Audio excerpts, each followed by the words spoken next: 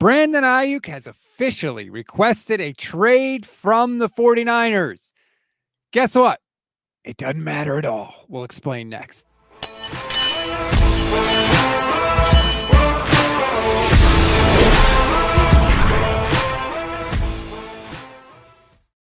What is good, everybody? Welcome to Bully Ball on the Gold Standard Podcast Network and the Fans First Sports Network. I'm Rob Stats Guerrera, filling in for Jason Aponte, who's taking care of a sick child. That is Steph Sanchez. Steph, Brandon Aiyuk wants out of the 49ers, officially requesting a trade. Your thoughts? Well, I think we kind of figured this would happen eventually. I'm actually surprised it didn't happen earlier in the offseason. You pointed out, Rob, that the 49ers did grant him, the ability to seek a trade around draft time. Of course, we know nothing happened then, so it kind of became, things quieted down. He figured something would maybe get done before training camp, but alas, we're a week before training camp.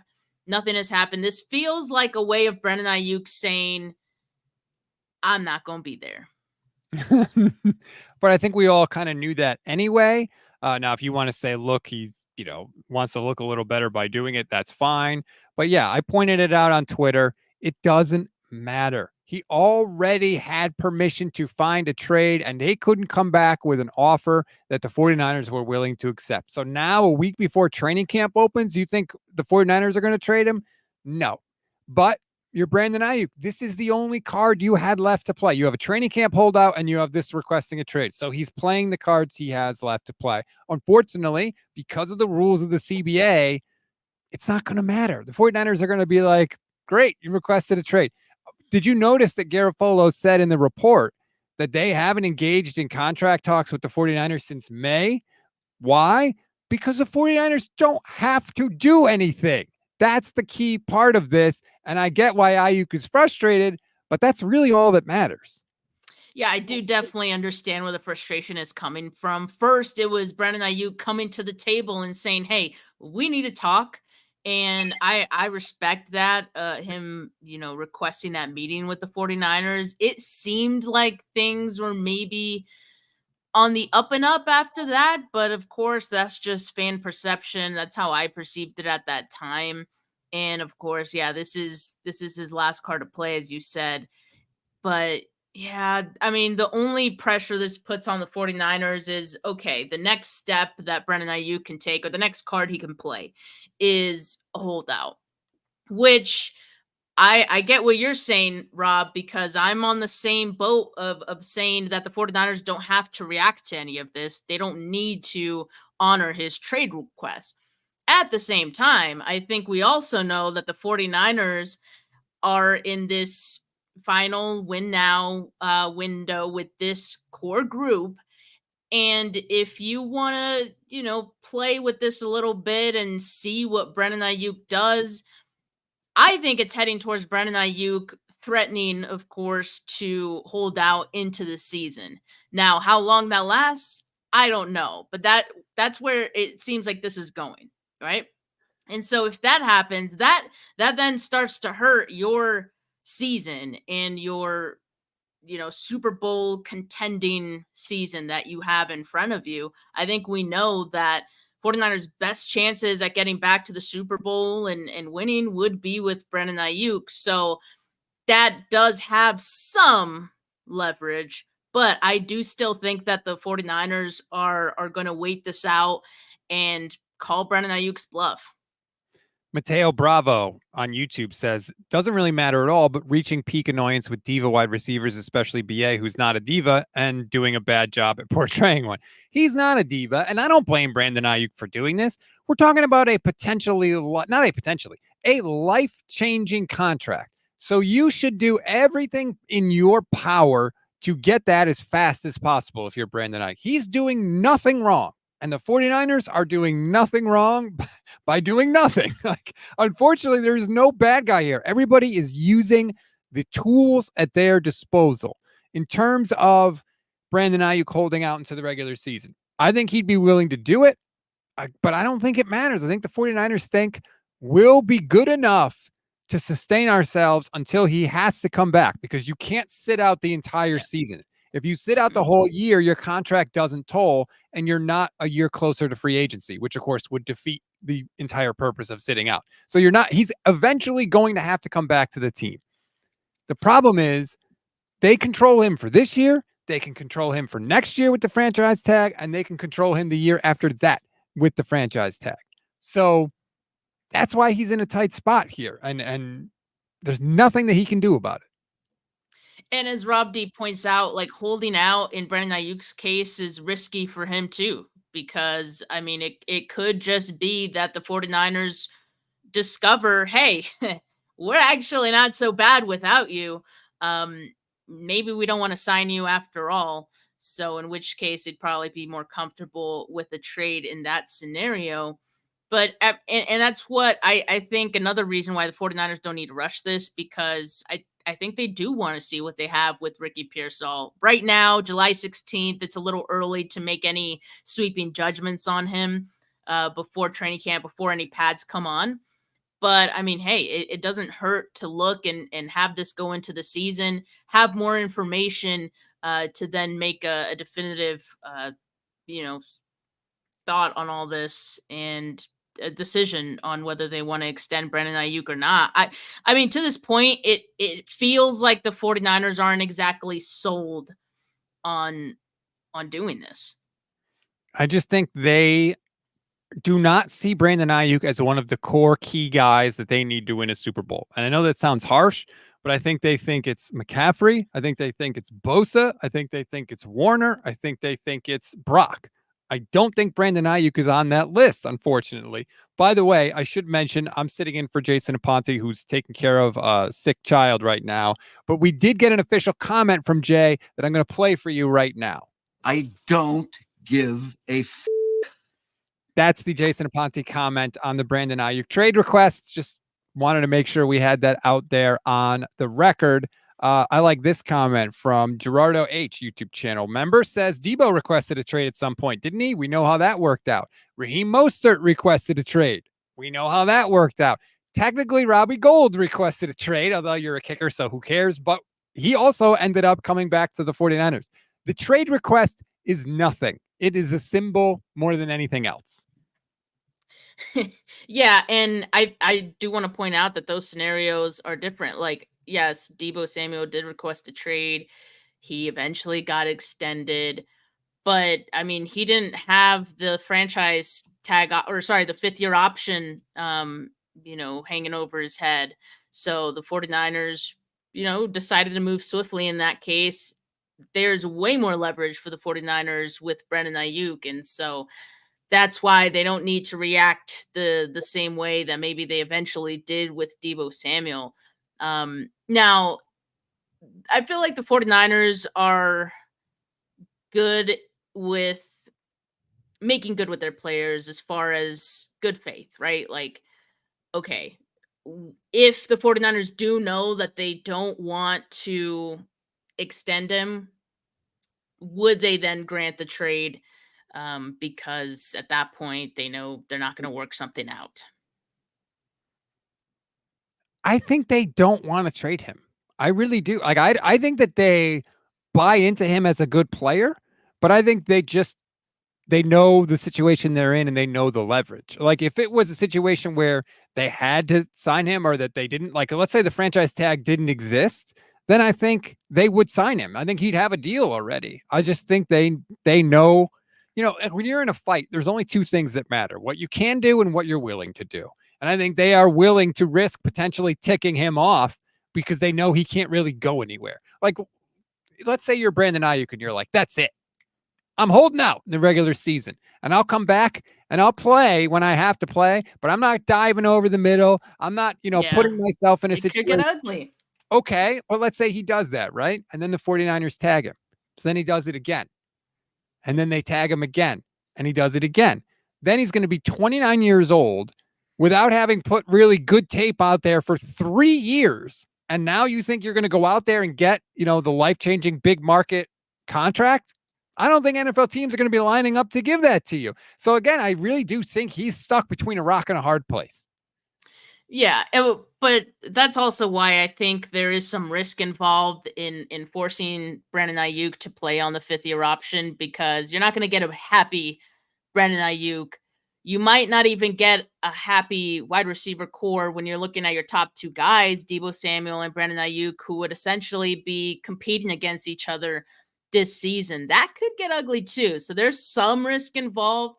Again, I do feel like the 49ers are comfortable with calling Brandon Ayuk's bluff, because I think they do feel that eventually he'll come to his senses and kind of, realize the risks that are on Brandon Ayuk's side as well. And so I also think it's fair to say that even the risks are higher for Brandon Ayuk than they are for the 49ers. I mean, that's fair to say too, which good, just another point in the leverage bucket for them. Here's the trouble with why I think there's such an impasse.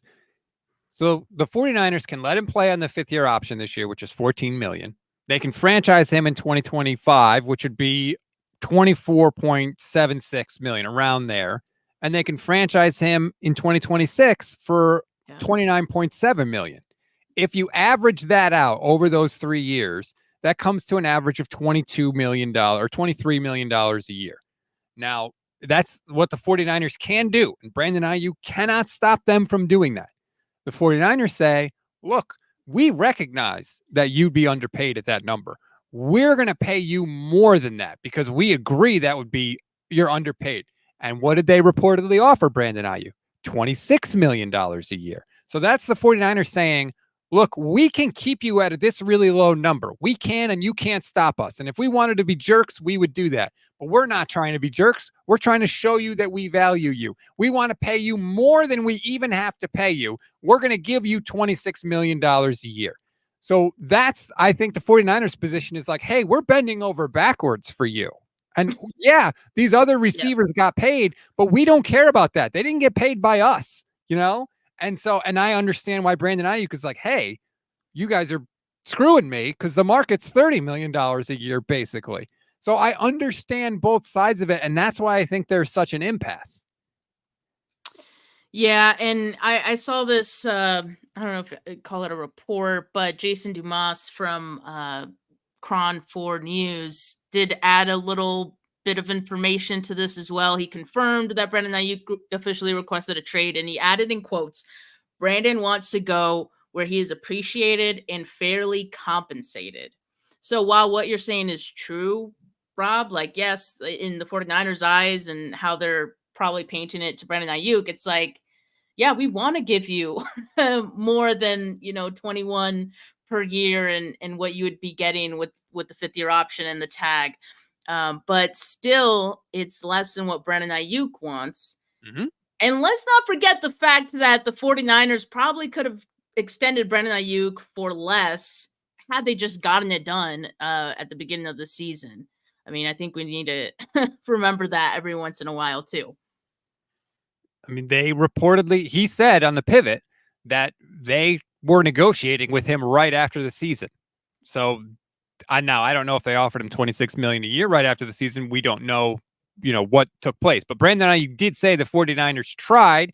They probably lowballed him because they were thinking it's the beginning of the offseason. We might as well lowball him in case he accepts it. That's generally how these things, I mean, not to be a jerk, but that's how negotiations start, right? You always start low in case the other side might be dumb. They might take it and it doesn't cost you anything. So you might as well throw it out there. Yeah, Karen M, shout out to you, new YouTube channel member. Appreciate you, Karen. If you want to become a YouTube channel member, it's less than $3 a month. You get custom emojis, membership badges, priority comment response. Plus, if you want, you can enter the gold standard 49ers College Football 25 Dynasty that we're going to be starting up as soon as I could actually play the game at the end of the week, which, of course, Steph and Jay and everybody, you are more than welcome to join if that is your thing. But we're going to start an online dynasty with this community, but you do have to be a YouTube channel member to play. I am going to buy a prize, some sort of autographed jersey, autographed helmet. I'm not quite sure what it'll be. It'll be something autographed that you can win if you enter. But thank you to Karen and all the YouTube channel members. I don't know. Do you get down with College Football 25, Steph? Is that your jam? No, I actually muted the EA CFB 25 college football 25, like so many phrases this past week to just avoid all the tweets. Like I respect people who play this game and I understand the connection to it and why it's like nostalgic for a lot of people. I just don't care because I that's just, you know me. I only played on Game Boys and even that was limited. Judd says, question, is franchise tag fully guaranteed? Answer, yes, it is. Just want to lay that out there. I'm so excited for the college football game. Like, I cannot wait. I remember playing the last one they made in 2014. It was incredible. It was so much fun. I have high hopes, which is dangerous with EA because they usually let you down, but we'll see. Sean Turner says BA can go lose where he's appreciated and fairly compensated. I'm over this dude. Again, like, don't get mad at Brandon Aiyuk. Think about it from Brandon Aiyuk's perspective, right? He's telling the team, I have busted my ass for you. I block for you. I'm your best wide receiver. I get open for you. I have contributed in huge ways. I made a massive play in the NFC Championship game that helped get us to the Super Bowl. I've done every single thing you have asked me to do. You put me in the doghouse for no freaking reason, and I still came and went to bat for you every single day. Now, pay me what I'm worth. And the 49ers are saying, well, you didn't do this, you didn't do that, we don't throw you the ball, you didn't, whatever they're saying.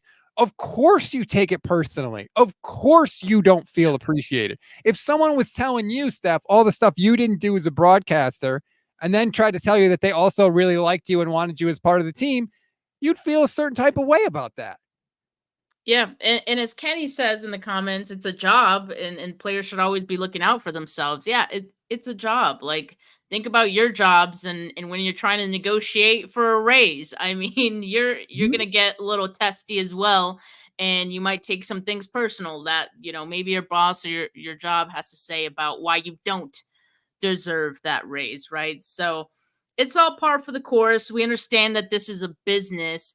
I don't like people turning on Brandon Aiyuk and turning on players for wanting their money, because players should always want to get every bit of every cent that they could get from a team, because we know at the end of the day these teams don't really care about the players. No. And so it's tough out there. So I respect Brandon Aiyuk still. That's not going to change for me. It is frustrating. I get it. All these antics, it is frustrating. I want a resolution. I've been saying that for quite some time, but we will get a resolution. All right. And so you guys, fans, don't take it personal that Brandon Aiyuk is doing all these things maybe you feel like he's against the 49ers and all that. Don't take that personal. He's just trying to get what's best for him and his family. Exactly. And if we could do the same, if we had the same tools at our disposal in our jobs to get a raise, we would use them too. I know I would. I absolutely would. Shout out to Justin Mayers, another person who signed up to become a YouTube channel member. Thank you very much, Justin. If I did another fist pump, I would blow out my shoulder, so I'm not going to do that. I did give you one. Tanisha says, good afternoon. Shout out to Tanisha. She's here pretty much every single live show that we do, and I do notice that, so thank you very much. Jam 18 says, Brandon Aiyuk isn't blocking anymore if he stays. I would say there's a chance of that, right? Like, what did that Mike Silver tweet, right? I don't know if you remember it. It was from, I think it was from June. And let's see if I can pull it up here really quick. Mike Silver talked about what could happen if Aiyuk plays on the 5th-year option. It's what he says. If Aiyuk doesn't take their offer and plays on the 5th-year option, it's Hunger Games between him and Debo to see who stays beyond 2024. They're going to be competing for targets. And what has Debo been doing, Steph? He's been showing up to everything, right? Oh, he looks good in the workouts. I saw a tweet today. It was, Debo's working with this skills guru. He's really working on his route running. Yeah. 6 months too late, Debo. But anyway, he's doing all that stuff, right? He's doing everything you would want your guy to do. I don't think that's an accident from Debo Samuel. I think Debo is playing the situation as well. Yeah, and I gotta say, Rob, nothing against Brandon Aiyuk, but as I'm watching the Netflix series Receiver and I'm seeing all this behind the scenes stuff and how much Debo brings to this team, or I'm reminded how much Debo brings to this team, it makes the decision very tough for me, because to this point, and you might recall, like I think we know the writing is on the wall that one of these two guys is not going to be with the team in 2025. And I've been saying it's probably going to be Debo that's not going to be on the team. Mm-hmm. And like now I'm like, man, either find a way to get both of the guys under contract or keep Debo, just because I don't know, like there's something that Debo brings that I don't know if anyone does, which is fair to say. Nothing against Brandon Aiyuk, but have you have you watched it? I know Oh, I watched some all it, of it. right? Oh So yeah, like, first day. did you kind of did it remind you of how special of a player Debo is? Um, it made me appreciate like how the physical toll that it takes on his body. The question with Debo is not, is he a special player? The question is, how often is he a special player? Either because of availability issues or because of him not being in shape. Like that's the issue. Much like with Eric Armstead, it was like, hey, when he was out on the field, we loved it, but we didn't know when he was going to be out on the field. We didn't know which Eric Armstead we were going to get. If you told me I get 2021 Debo, great. Sign me up for that every time. But if I'm getting Debo pretty much every other year of his career, it's not the same guy. And that to me was the question. And as Chris Yeah, I think Maldonado points out, sorry, he just says, ain't going to trip. Debo requested a trade and stayed, as we pointed out. Go ahead. Yeah, I think that maybe the consistency is obviously an issue for Debo, but it's like when he turns it on, like you can't stop him. Yes. And that's when he's very special. To go back to 2021, you would have to give Debo the same volume that he was getting, which I think we know he's not going to get. You know, you got Christian McCaffrey now. You have, I mean, let's just assume Brandon Aiyuk is in the mix as well. So I don't see that type of season for Debo that he had in 2021. That being said, I mean, he could still, you know, be effective and he could still make it an interesting decision for the 49ers after the season if Brandon Aiyuk doesn't get extended this year. Don't you think it's a little funny, though, that the two times we're talking about, Debo Samuel is 2021 when he was in a contract year and now when he's essentially in a contract year? Like the best It's case, not a coincidence. right? The best case scenario for the 49ers, honestly, is Debo balls out like he did the last time he was up for a contract, and then they trade him. Trade him when his value is highest, Yeah. right? Because the team that gets him is going to get Debo that's already been paid, is going to get non-motivated Debo Samuel. And he's certainly still a good player, but he is not the same player. And I think that is the issue. And that's what the 49ers have to decide going forward. Do they want Debo or do they want Aiyuk? Which guy do they feel more comfortable with over the long haul? Yeah, so if it's going to be that type of season that let's just say Brandon Aiyuk plays on the fifth year option and they're competing against each other basically for a new contract, it could be a best case scenario if you have like two guys who are going 100% every play, every game, you know, it could work out for the 49ers. There is, like I said, there's also some risk involved in that as well, but yeah, I just great series so far. I have 2 more episodes to go, Rob, and I know these are the 2 episodes that I got to bring the tissue box out. We're getting there. Yeah, it was painful. And as I said to Levin, the longer the show went, it became essentially a 49ers show because all the other teams kept getting eliminated. So you just We're got hurt. Like a right. lot of guys were hurt much of the season. Yeah, So, the fact that Amon-Ra St. Brown tore his muscle off the bone, his oblique, I think it was, and played the whole year is insane. Like that's insane. Yeah. Wait till you see what happens in the Super Bowl. Because you haven't gotten there yet. Spoiler, don't spoil it for me. Well, no, I'm not the outcome of the game. Not the outcome of the game. Wait till you see, like, I found out stuff about Debo, more so Kittle in the Super Bowl, where I was like, oh, okay. So I did not know that going in. But yeah, you're right. I mean, the whole series is, I mean, it shows these guys as human beings, which is always good. It's always good to just remember that we're talking about actual people here, people that get emotional during contract negotiations, like a Brandon Aiyuk is right now. Did you see what happened with Diamondor Lenore? Yeah, he was on like the Rich Eisen show, or which he was on a show, Yes. right, with someone, and they broke the news to him live as it was coming out. I didn't see the video though. What was his reaction? So I'm going to try and pull it up here right now. He was on, Tom Pelissero was filling in for Rich Eisen. Let's see if I can throw this up here. Okay, here it is. NFL Network. Mike Garafolo, 49ers All-Pro wide receiver Brandon Aiyuk has officially requested a trade after an offseason of unsuccessful attempts to reach an extension. Good timing to bring on Diamador Lenore. So we're gonna roll right into it, man. I'm telling you, Diamador, this was not a setup. Okay, this literally hit as I'm getting you up on the Zoom call here, man. Yeah, 14 seconds ago. Oh no, this can be true.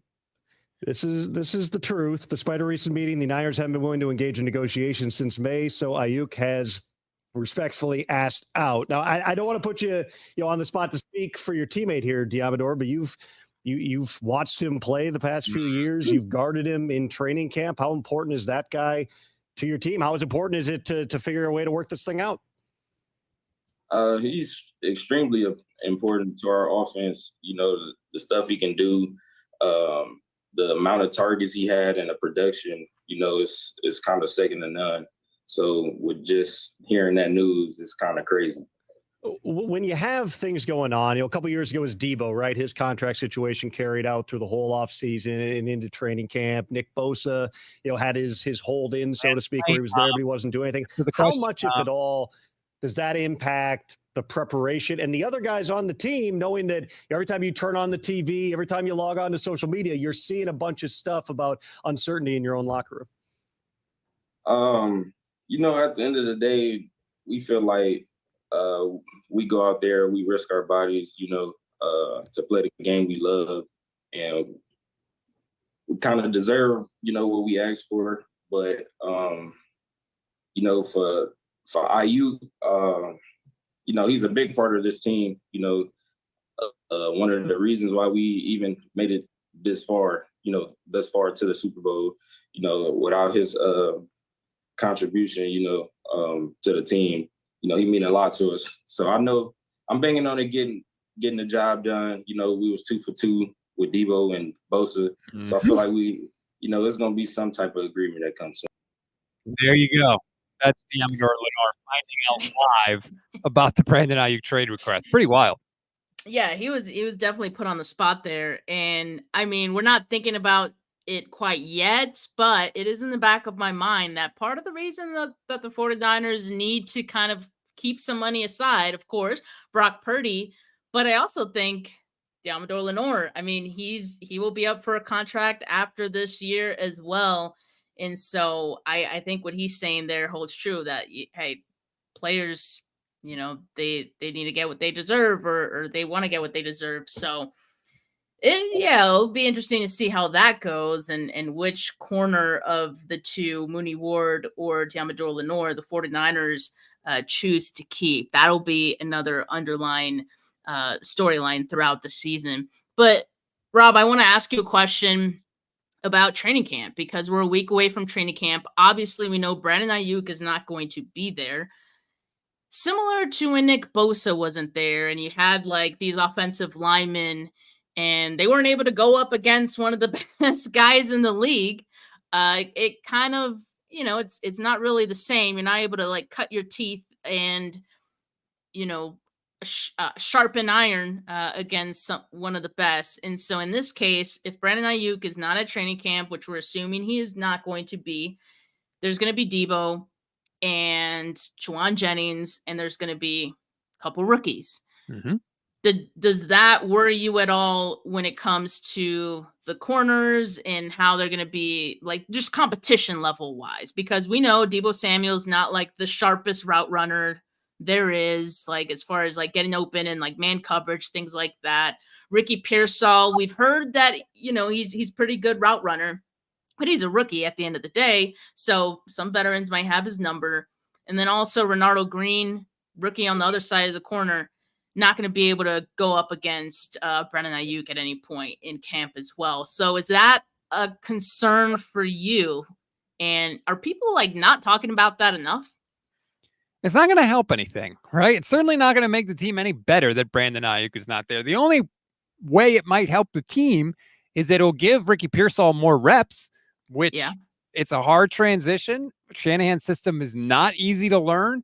The more reps you can get, the better. So he might help make Ricky Pearsall better, but like, is the team overall better? You're right. If the corners are not getting in that work too, it doesn't help anything. I think we all agree the best situation is to get Brandon Aiyuk in camp, happy, and get this thing settled.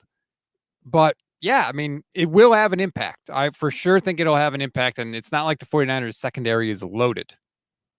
Steve-O says Pearsall already burned Demo in college with Jaden Daniels as his quarterback. So I guess he has some experience there as well. But yeah, I mean, obviously you could look at the silver lining. Ricky Pearsall will get some more opportunities. And I think that did benefit him in OTAs and getting up to speed a little bit quicker. In that Diamador Lenore interview, by the way, Steph, the next question he asked Demo is, hey, the team's got to pay you after this year too, right? And he was like, yeah, well, I'm putting it in God's hands. And, he kind of just gave a typical, like, we'll worry about that later answer. But like Tom Pelissero did bring that up with Lenore, and he was well aware that his contract was coming up. YouTube channel member Speaker says, well, it's a tactical play for BA. Fingers crossed. That's all. That's what we have said. If you're just joining us, if you're just one of the 500 plus people we have watching right now, thank you everybody for watching. Steph and I both agree that there's not really anything Brandon Aiyuk can do. He's playing this card because he has it to play, but the 49ers are the ones that hold all the leverage. Excuse me as I lose my voice. Yeah, right there. I'm choked up about Brandon Aiyuk, unfortunately. I did a stream for Bleacher Report right after the news broke. And it was like trade packages.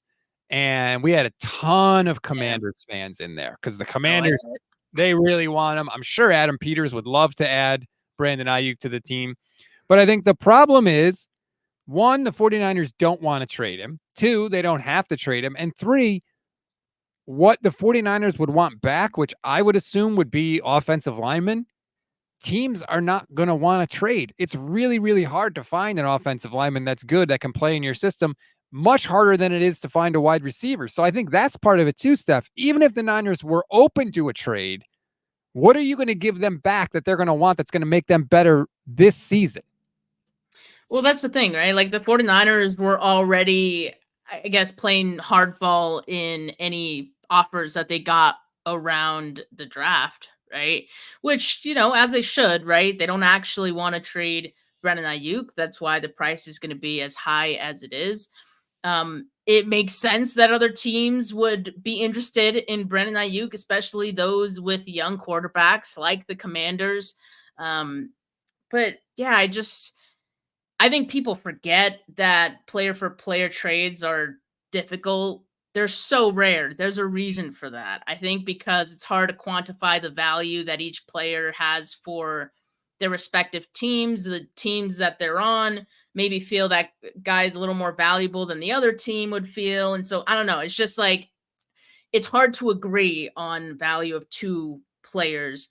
And then on top of that, oftentimes you add picks into the mix as well. And so to me, these like online trade proposals that people are doing, Steelers fans, Commanders fans, it's just fan fiction in my opinion. And nothing more than that. It's fun, but it's nothing I'd seriously entertain as a fan. And I'm sure the 49ers wouldn't entertain, or the Commanders or any other team would entertain it much either. I completely agree with everything you said. It's so rare to get a player for player trade in the NFL. I don't anticipate it happening.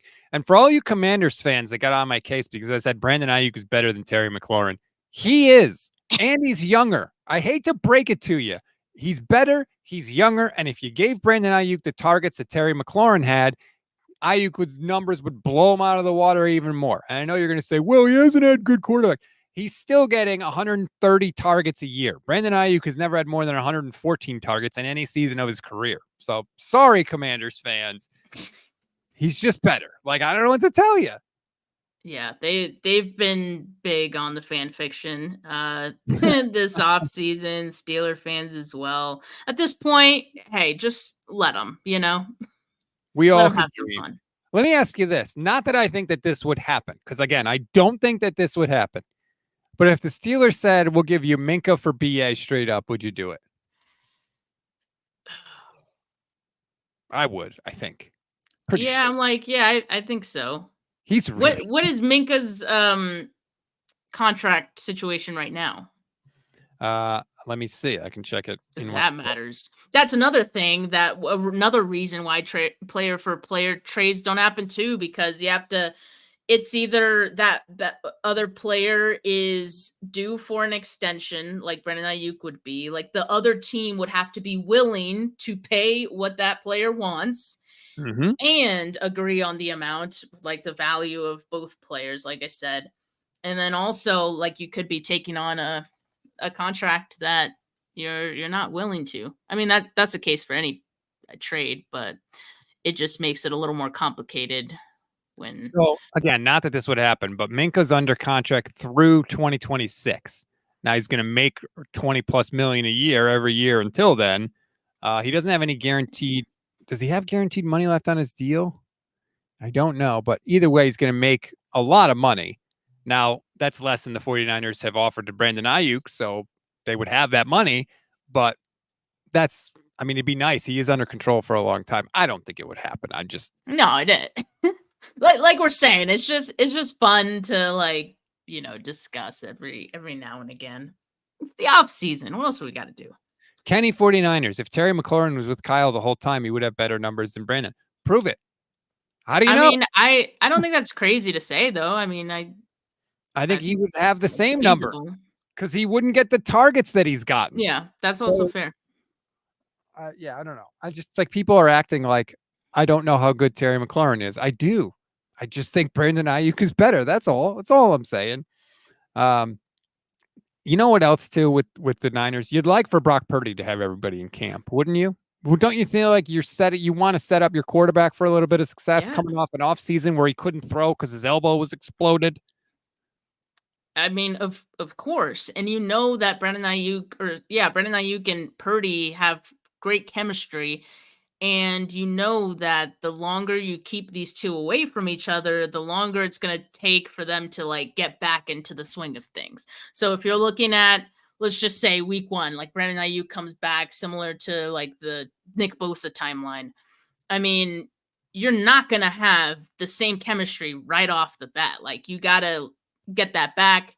It'll eventually come back. It's not irreparable, but it just may take a couple weeks to really get back to that point. So you got to factor all that in. Again, there are some risks for the 49ers to play it this way. I just think, like I said, they're calling Brandon Aiyuk's bluff. How about this? Heineman on Twitch says Joey Bosa. I don't want anything having to do with Joey Bosa. Oh, I couldn't even finish reading the comment before Steph dismissed it. I saw that hand wave. He's always hurt. I mean, that's the thing for me with Joey Bosa. Well, he's a great player, great edge rusher, but best ability is availability, and Joey Bosa hasn't had much of that.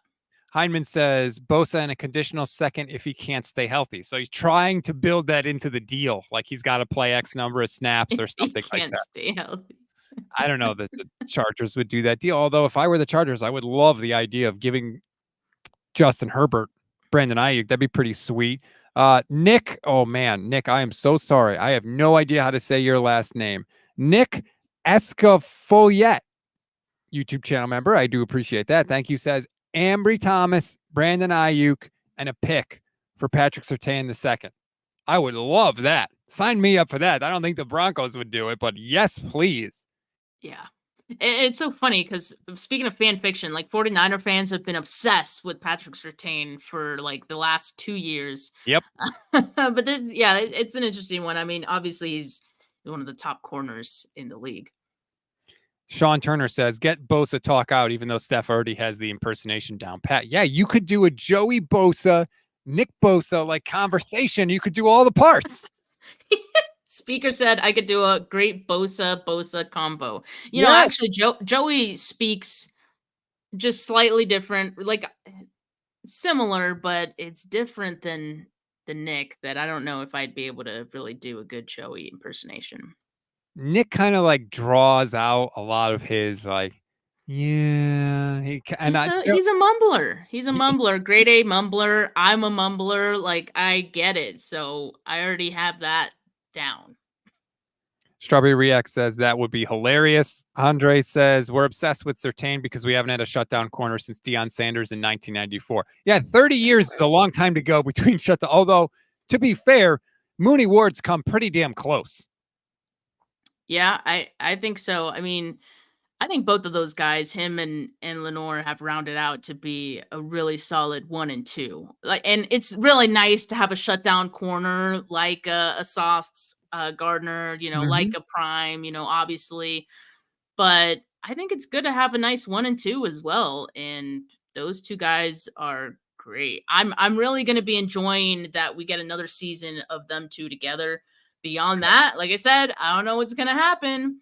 There's going to be some decisions to be made. Hopefully, maybe like a rookie steps up into the mix. We'll have to see. But yeah, for now, I'll just enjoy it. Kenny says Walt Harris slander. That's funny, Kenny. I appreciate that. Do you even remember Walt Harris, the cornerback? No, That's before your time. What is this? Oh, I have no idea why people are asking me about Patrick Mahomes. Shout out to Jim Everett, who's a Rams fan, but is in every single show that we do. Appreciate you, Jim. Your comment is a troll comment. Purdy is a bus rider. That's fine. I just appreciate that you're here every time we do it. So this is just throws into relief, though, Steph, once again, how this is in many ways the last dance for the 49ers, for this group, that things are changing. Things are going to change this year, especially if Aiyuk and Debo are competing for targets and both are getting mad at Brock. Like, it's going to be incumbent upon Brock Purdy to sit them down and have a conversation with them about it, or in the huddle, if one guy's saying, hey, I'm open, throw me the ball, he's going to have to turn and say, shut the hell up. I'm the quarterback. Which I think he could do. I think he can do too. And I think he feels empowered to do it this year in a way that he didn't feel like in the past. But he might have to. He might have to say, shut up, Debo. I'll throw you the ball when I want. Or Brandon Aiyuk, you weren't open. This guy was whatever. He's going to have to control that. And that's just part of the next step of him, becoming a franchise quarterback. Yeah, I like that. Like, silver lining, it could force Brock Purdy to grow in some ways that not every quarterback has the opportunity to. It'll be a unique situation to navigate, I think, for the team, for the locker room. But Brock Purdy being one of the faces of the locker room and one of the biggest leader, and I really truly believe that he wants to take on that role. I think he was building up to that last season as well. We've heard some stories like he could be that guy, and I think he's going to be in full control of this offense this season. I completely agree with that, and I'm looking forward to it because I think he needs to be, and I hope that he's more. I hope he's more forceful, not just with the players, but also with Kyle. Everything we O-line, the O-line. Can we get some yelling at the O-line, Tom Brady style? Yeah, Spencer Burford. Maybe just follow the goddamn play. Just throwing that out there in the biggest moment of the Super Bowl. Just saying, maybe you want to just do what the hell you're supposed to do. He deserved a yelling for that, like on the sideline. I've started watching the Super Bowl even more now because I've watched receiver, and of course, obviously they go through the whole thing. Now I'm like watching the highlights even more than normal. And it's just, you see on that third down play, Spencer Burford just goes to the inside for no reason. Like, the guy is clearly already being blocked. And Chris Jones, what do you think went through Chris Jones' head in that split second where he was like, oh my God, in the biggest play of the Super Bowl? That's exactly what went through his head. I mean, he turned on the switch. Like, that's what other thought needs to go through your head than go? I mean, that's it. It's a green light. That's a green light. You're already Chris Jones. First of all, he's already ruined a Super Bowl for the 49ers. Yeah. He already did that with Jimmy Garoppolo. And then he's thinking, he's lined up. He gets down. And he's like, all right, now's when you earn your money. I'm going to get my money. I'm going to win a Super Bowl. Here it comes. All out. Everything you got. There's no way this guy's going to keep me from getting to Brock Purdy. And then, boom, the ball is snapped and the fucking Red Sea parts. And he has a clear path to Brock Purdy. I tell you, Rob, that's gonna be a tough watch for me as far as the last two episodes of Receiver, because I made it a point to not watch any of the Super Bowl losses over again. I can't believe So that. I can't believe you haven't watched any of the Super Bowl losses again. no, I don't want to. I don't want to. It hurts too much. But Rob, can I ask you a question? Of course. Because actually I think it was one of the comments you starred. S Niner Gang H asked me in one of my shows yesterday. Um and actually he asked me twice, or he asked me in a show with Ashley, and then I answered, and then I brought it along to my show as well. Honestly, do you think Niners will not only get back to Super Bowl, but win the Super Bowl? Like, honestly. Do I honestly think they will? See, this is a tough question because statistically, the answer is no. Like, just if I was just gonna, like, you know how blackjack has like rules of when you're supposed to hit and stuff.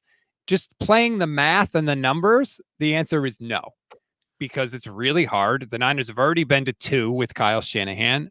If they get to 3, that would be incredible. But statistically, the odds are saying it's not likely. But they can.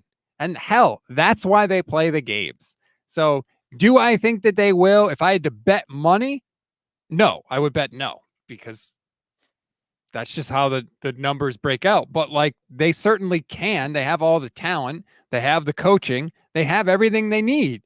The question is, do those fluky, sort of out of control things go their way again? That's the question. Like, they were the 4th healthiest team in the NFL last year. That never happens with Kyle Shanahan. In fact, it's the first time since he took over that they were not one of the 10 most injured teams. So is that going to happen again? Statistically, probably not. Like, so all that goes into it. So I know it sounds better. Oh, Rob doesn't think the 49ers are going to win the Super Bowl. Like, that's not what I'm saying. I'm just saying they're going to have to defy the numbers if they do. They can, but they're going to have to. That is the exact answer, almost word for word, that I gave as well. Because, like, I mean, odds wise, no. Like, even getting back to the Super Bowl is so difficult. And as Debo tried to remind some people this past weekend, it's very hard to go to the Super Bowl. It's an entirely different thing to get there, win it. So yeah, I mean, everything has to go right. There's so many things besides just being the best team on paper that go into a Super Bowl. So yeah, I had the same answer, and I did the same thing you did. I made it not seem as bad. Like, you gotta soften the blow a little bit. But I think that's just the reality of the situation, Rob. It's not going to be easy. Here's the good part. If you would ask me if the 49ers would make 2, I would have given you the same answer. Because again, statistically, it's not likely, but that doesn't mean that they can't do it. And I like this. Agorist says, would you also think the Chiefs cannot make it since it goes against the statistics? Yes, I would. But guess what? The Chiefs are really freaking good. And so they keep going back pretty much every single year since Patrick Mahomes has been the starter. That's the point. It can happen. But again, if I had said to you when Patrick Mahomes took over as the starter in 2018, are the Chiefs going to go to 4 Super Bowls? You would have said no, right? Because more than likely that answer would have been no. And I hope they don't go again, because I don't want them to three-peat. No, I don't. I can't have it. Can't do it. Okay, here's a question for you. Let's say the Niners don't make it in the NFC and the Chiefs do. Let's say, what if it was like the Cowboys? Just for the sake of argument. Would you be rooting for the Cowboys in the Super Bowl against Patrick Mahomes? Or if it was the Packers or the Eagles? I think I would root for Mahomes. That's a gross question. I don't like that. I don't like that. As long as the Cowboys didn't have to beat the 49ers to get there, I think I can stomach one Cowboys Super Bowl over, as long as it's over the Chiefs. Because right now, that's like, I just don't want them to three-peat. That's it. I don't want them to three-peat. Not the Cowboys. I couldn't do it because then I would have to hear Cowboy fans say, we have 2 Super Bowls since your last one, which would be true. We've won the Super Bowl. We didn't go to an NFC championship game for 20 years, and we still have more Super Bowls than you do since your last one. So I can't. Nope. Okay. That does change it a little bit. That does. It ups the ante on trash talking for sure. Yes. We don't need that. No, we absolutely. On the other hand, if the Chiefs, did win again, they three-peated, it would suck, but I mean, they're in the AFC, so it doesn't affect us too much. Right. Adrian says absolutely not on principle alone. Gerardo says Cowboys are the most insufferable fan base. No way I want to see them win anything. There's only a few, like, if it were the Lions, as like you said, as long as they didn't beat the 49ers, I would probably pull for the Lions over the Chiefs. But like, I wouldn't pull for the Packers, even if they didn't beat the 49ers. No way. After all the trash talk that they've been saying after losing to the 49ers in the playoffs, nope. I'd probably root for the Lions. I'd probably root for... That's probably it. I don't know that I could pick anybody else. I'm not going to root for the Eagles. Hell no, I'm not going to root for the Eagles. I'm not going to root for the Vikings. Like, I don't think there would be another NFC team. Maybe if Larry Fitzgerald was still playing, I would root for him because I loved Larry Fitzgerald when he played, but not now. Yeah, I don't like thinking about that because in my mind, let's just manifest it. I know we said it's not likely odds wise, but we can manifest things. Let's manifest another 49er Super Bowl appearance and win. Yeah, manifest the win. Forget the appearance. Manifest. Yeah, they need the win. Just the win. I don't want to go back to cover this team for the Super Bowl for a whole week again and then have them lose again. God. No, thank you. But we'll continue to manifest it here on the Gold Standard Podcast Network. Please come along for the ride. Rate, review, and follow wherever you get your audio podcasts. If you leave us a 5-star rating and review, it's the best way to help us get discovered. If you want to do your part to support us, please do that. And of course, like and subscribe to the YouTube channel. Make sure you like and subscribe to Steph's YouTube channel as well, 49 Carats. It will make you a better, smarter fan. Steph is going to be on the ground at training camp. Steph, Jason Aponte. I don't give a We'll be on the ground at training camp. You'll be doing training camp reports for us, letting us know what you see. How many open practices are there? 4 or 5, I think, right? Something like that. Yeah, something along those lines. So we'll get the skinny. All right. You'll get the doom from Grant Cohn. You'll get the champagne and strawberries from David Lombardi, and you'll get the truth from Steph and Jay. That's how I'm looking at it. 10 open practices. Oh, wow. For fans. Yeah. More than 10. I thought. So there you go. That's why you got to like and subscribe so you get up to date and you get the latest news as to what is going on. Enjoy the rest of your, what is it, Tuesday today? Tuesday. Yes. And it's been ruined, by the way, all the Super Bowl talk. I know. Enjoy the rest of your Tuesday. We'll see you. Peace.